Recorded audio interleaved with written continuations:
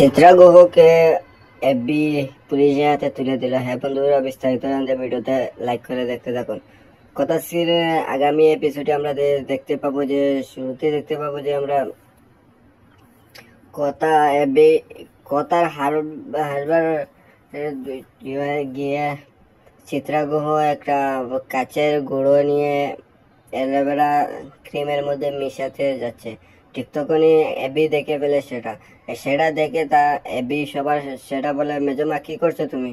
তখন মেজমা হাত থেকে সবকিছু ফেলে দিয়ে বলে, না আমি কিছু করছি না। তো তখন এবি বলে, না আমি দেখেছি, স্পষ্ট দেখেছি তুমি কিছু না কিছু একটা করছিলে, এই অ্যালোভেরার পাউডারের মধ্যে কিছু একটা মিশিয়েছিলে তুমি পাউডারের মতো। তখন চিত্রাগুহ বলে, বিশ্বাস করো অগ্নি, আমি কিচ্ছু করিনি, আমি শুধু দেখেছিলাম। তখন এবি বলে, আমি আর তোমাকে এক ফুটাও বিশ্বাস করছি না, কারণ তুমি যে এটা করতে পারো সেটা আমি ভাবতেও পারছি না। তুমি কত কিছু করতে পারো চাইলে। তুমি কথার কেন এত ক্ষতি করছো? কেন কথার পিছে লেগে পড়েছো তুমি?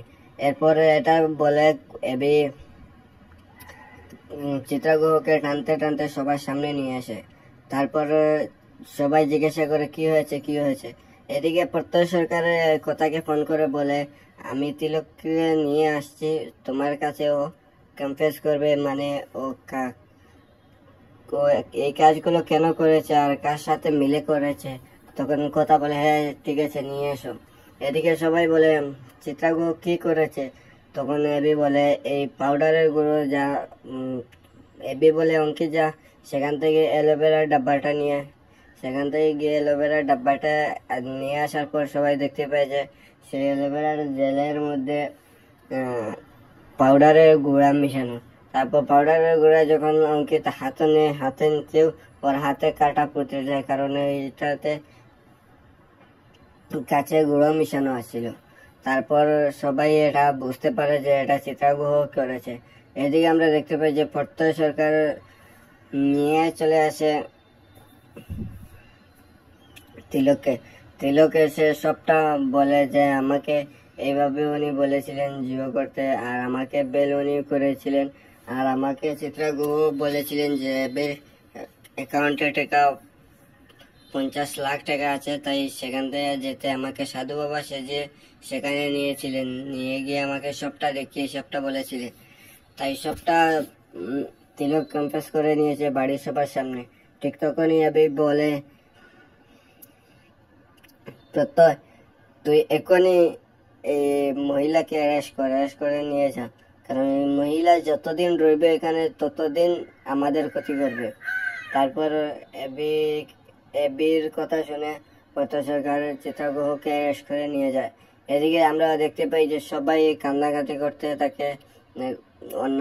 অন্যাকে দেখে সবাই একটু হয়ে পড়েছে। এদিকে আমরা দেখতে পাই এবির মা এসে অন্যকে বলে, দেখো কান্নাকাটি করে কোনো লাভ নেই, যেটা হওয়ার সেটা হয়ে গেছে। তারপর আমরা আগামী পর্বে আমরা দেখতে পাবো যে অন্যা যায় জেলে, সেখানে গিয়ে বলে তোমার কোনো চিত্রাগুহকে বলে তোমার কোনো জানা উকিল আছে? ঠিক তখনই চিত্রাগুহ বলে যে অঙ্কিতের স্কুলে একটা মেয়ে আছে, সে খুব ভালো পারে, তুমি তাকে নিয়ে এসো। তারপর আমরা বুঝতে পারি যে অন্যা সেখানে যাবে উকিল জোগাড় করতে। এইদিকে আমরা দেখতে পাই যে কথা ও জুনি নিয়ে যাচ্ছে, আলপনা দিয়ে যাচ্ছে। ঠিক তখনই কথা জুনির পাও লেগে আলপনাটা নষ্ট হয়ে গেছে। কথা মনে মনে ভাবে কেমন কি হতে চলেছে যে আলপনাটা নষ্ট হয়ে গেল। তাই আপনাদের কি মনে হয়, কথা ও এবের কি আবার কোনো জ্বর আসতে চলেছে? সেই বাড়িতে অবশ্যই কমেন্ট করে জানাবেন, আর আগামী সকল আপডেট পেতে চ্যানেলটি সাবস্ক্রাইব করে পাশে থাকবেন। ধন্যবাদ সবাইকে।